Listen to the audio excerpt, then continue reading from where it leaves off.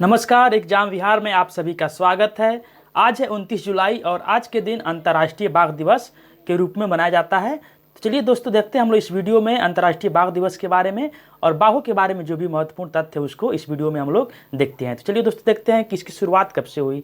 इसकी शुरुआत की अगर हम बात करें तो 2010 में रूस के सेंट पीटर्सबर्ग में आयोजित एक शिखर सम्मेलन में अंतर्राष्ट्रीय बाघ दिवस मनाने की घोषणा हुई थी।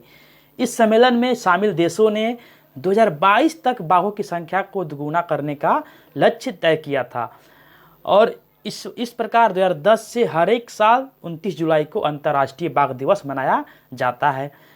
वर्ल्ड वाइल्ड फंड के मुताबिक दुनिया में आज मात्र 3900 बाघ रह गए हैं, जबकि 20वीं सदी की शुरुआत में बाघों की संख्या करीब 1 लाख हुआ करती थी। तो इस प्रकार बाघों की संख्या में काफ़ी कमी दर्ज की गई है और इसी बाघों की संख्या को बचाने के उद्देश्य से यह इनिशिएटिव किया जाता है।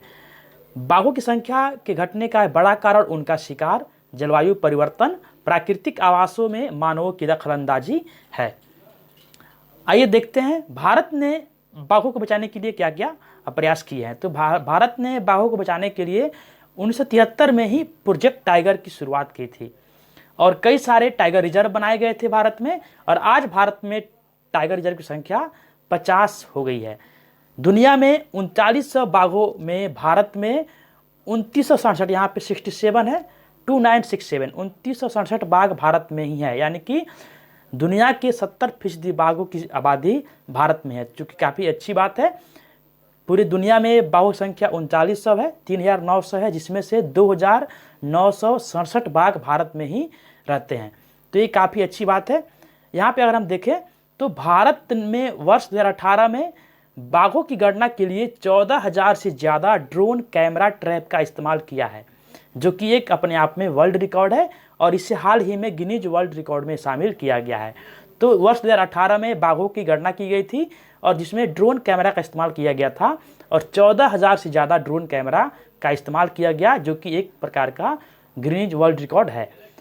और यहाँ पे देखें तो देश के कुल 2967 बाघों में से सर्वाधिक जो बाघ हैं वह 526 बाघ मध्य प्रदेश राज्य में स्थित हैं, यानी कि भारत के सभी राज्यों में सर्वाधिक बाघ मध्य प्रदेश राज्य में है और इसलिए मध्य प्रदेश को हम लोग टाइगर स्टेट भी कहते हैं।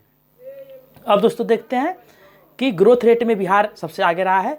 सर्वाधिक ग्रोथ रेट जो है बाघों के है वह इसमें बिहार आगे रहा है और बिहार में बाघों की संख्या में 262% की वृद्धि हुई है और इस प्रकार बिहार में एकमात्र tiger reserve Valmiki tiger reserve है, जो कि बिहार के पश्चिम चंपारण डिस्ट्रिक्ट में पड़ता है।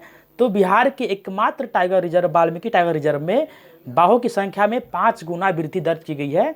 जहाँ पे 2010 में मात्र 8 बाघ थे, वहीं अब इनकी संख्या बढ़कर 40 हो गई है।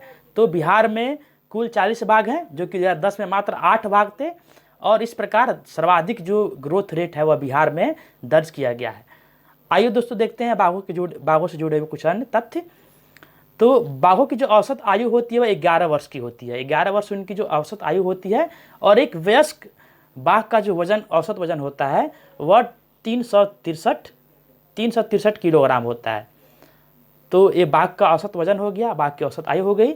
और बाघ की जो दौड़ने की रफ्तार है वह बाघ 65 किलोमीटर प्रति घंटे की रफ्तार से दौड़ सकता है और दुनिया में लगभग 8 प्रकार की प्रजातियां बाघों की पाई जाती है।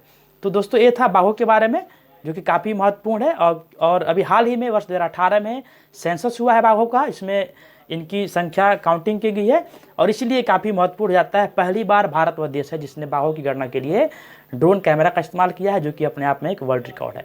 तो दोस्तों इस प्रकार हमने यहाँ पर देखा कि 29 जुलाई को हम लोग इंटरनेशनल टाइगर डे के रूप में मनाते हैं, पूरा विश्व मनाता है। यह बाघों के संरक्षण के लिए है, उनकी संख्या में जो लगातार कमी आ रही थी उस संख्या को बढ़ाने के लिए यह दिवस मनाया जाता है।